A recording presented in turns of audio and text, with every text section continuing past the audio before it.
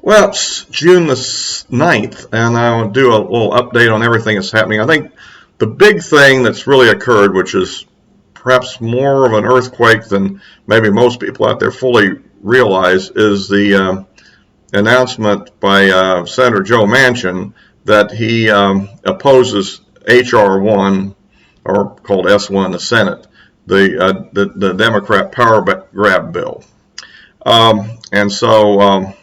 And he also is firmly opposed to ending the filibuster, which in a sense are two separate issues. And the latter is probably the most significant of the two.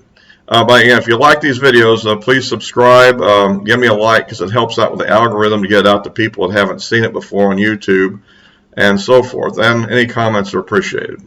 Okay, back to business here. That was a major thing, and he also wrote an op-ed piece describing his position. So this isn't just a one-off comment he made on an interview. And then he went on an interview tour to on the major Sunday shows to put out his position. So I think this is one which is going to be pretty hard for him to back off from. He's kind of committed himself here. And he'll lose massive credibility if he were to change on those issues, especially considering their significance. It's also my suspicion that in addition to Sinema from Arizona, and I think there are other senators that have similar viewpoints, I would look at the best suspects of the 8 that voted against overruling the parliamentarian when they voted on the $15 minimum wage.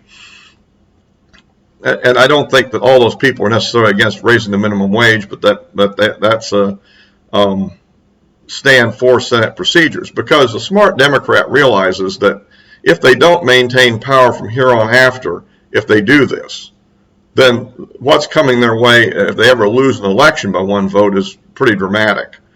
And there's a lot of things that are sacrosanct right now that would then become vulnerable under a Republican administration. So I think that the smart people realize that this is not to be too opportunistic.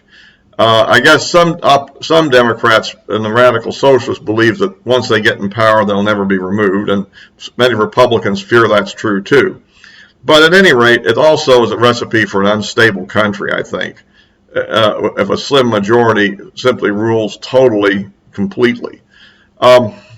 So, at any rate, but at any rate, Senator Manchin has taken this position. Now, an HR1, S1, that they call it, those are the numbers of the bill in both Senate. Remember, this bill apparently, is a lot in it, but the bulk of it is a power grab, which will basically put California-type voting rules on the entire country, essentially. And we're talking vote harvesting. We're talking, same-day registrations. We're talking,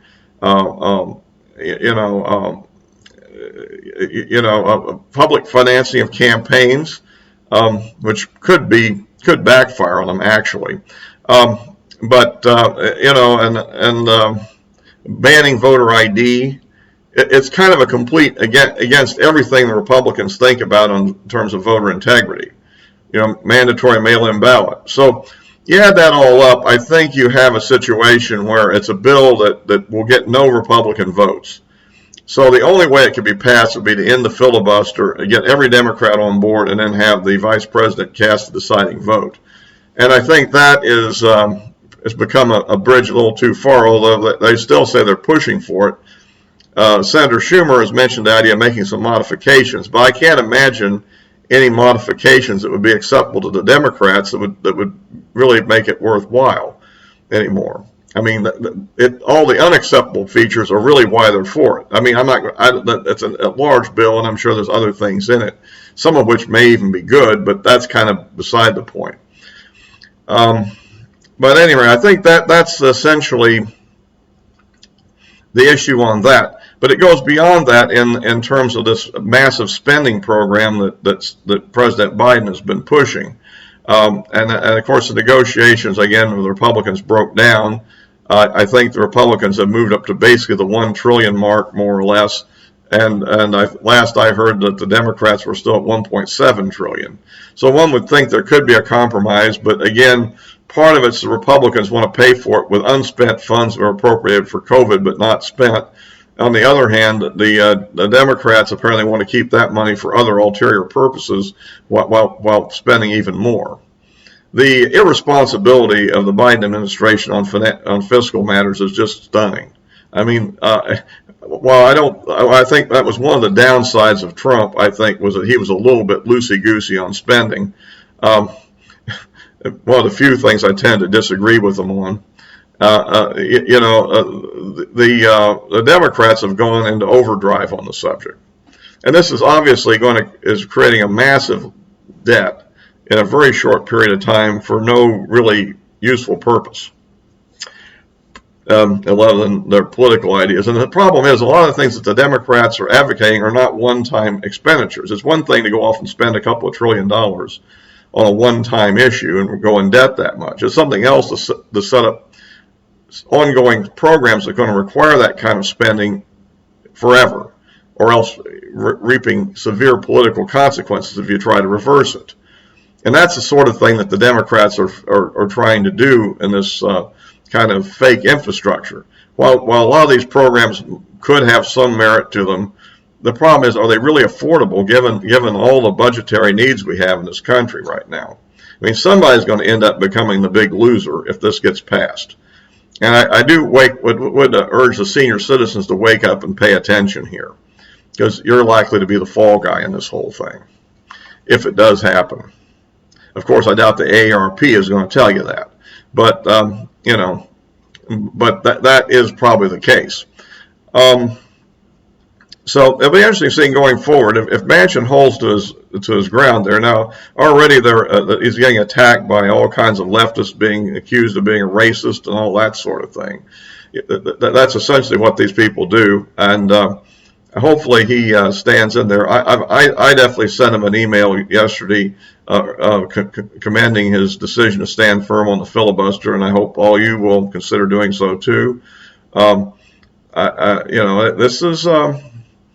We need to support this guy. He's standing between us and a real disaster to some degree. And I think he's standing in for a lot of other people who probably sort of feel the same way but don't have sufficient courage or position to do it.